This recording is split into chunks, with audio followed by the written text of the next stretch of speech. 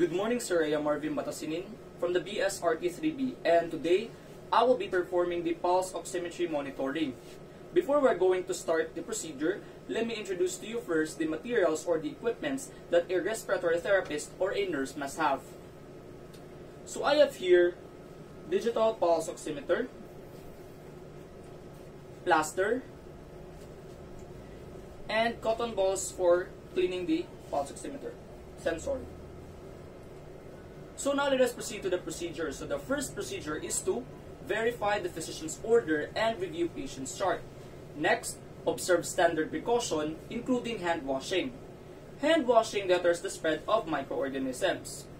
Assuming that I've already washed my hands, so now let us proceed to the third step, which is to obtain and assemble your equipment. Next, identify the patient, introduce self, and explain the procedure. An explanation of the procedure relieves the patient's anxiety about the procedure and to encourage cooperation and participation. Next, obtain baseline assessment findings.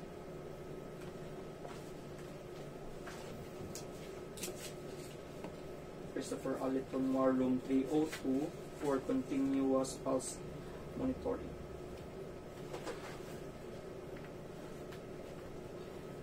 Tok, tok, tok, tok. Tok, tok, tok, tok. Good morning, sir. I am Marvin Batasinin, your respiratory therapist for today. May I know your name? My name is Christopher Alitonwar. Age, sir?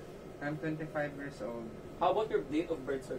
June 22, 1994. Okay, sir, are you aware that I'll be checking your pulse rate and oxygen saturation this morning No. by using pulse oximeter? No. Okay, so pulse oximeter, sir, I'll get this and I'll put this on your fingers. Will you prick a needle? No. Okay.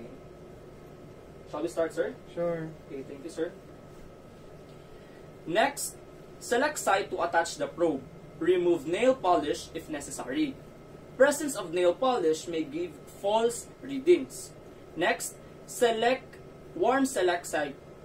Warming the site promotes circulation and enhances perfusion for accurate reading.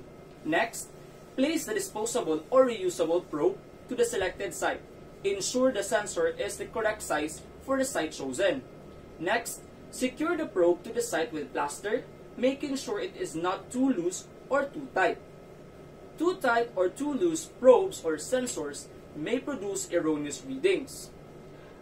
When doing spot checks, allow sufficient response time before taking a reading. For continuous monitoring of adults and children, set the low alarm at 88% to 92% because response times vary greatly. Sir, mag-start na po tayo, sir. Okay lang po ba kayo, sir? Yeah, sure. Wala po ba kayong nararamdaman kakaiba? Wala naman po? Wala naman. Okay. Kunin ko lang yung kamay niyo, sir, ha?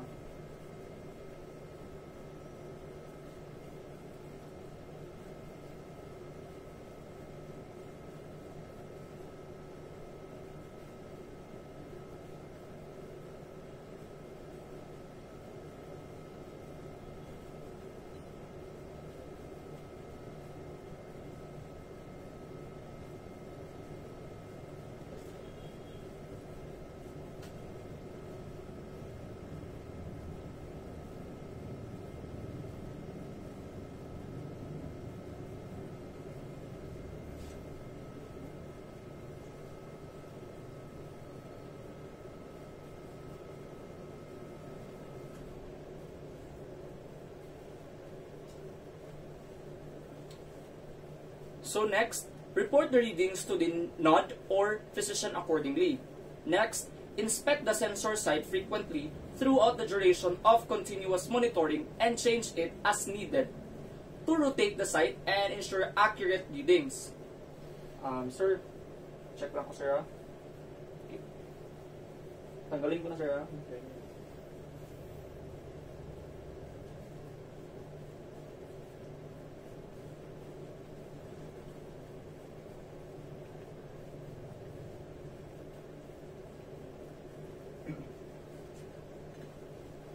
Next, after removing, dispose the disposable sensors and clean multi-use sensors and disinfect the instrument housing between patients. Next, do aftercare of the equipments.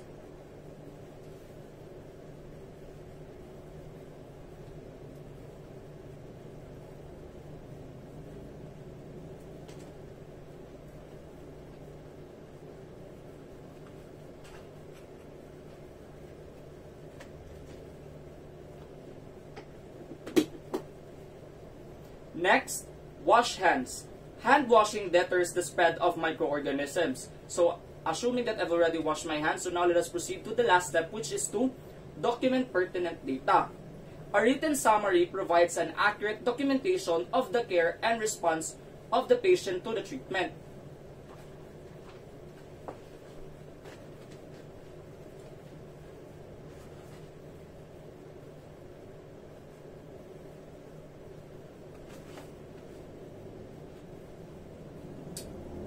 That's all for today's return demonstration. Thank you and God bless.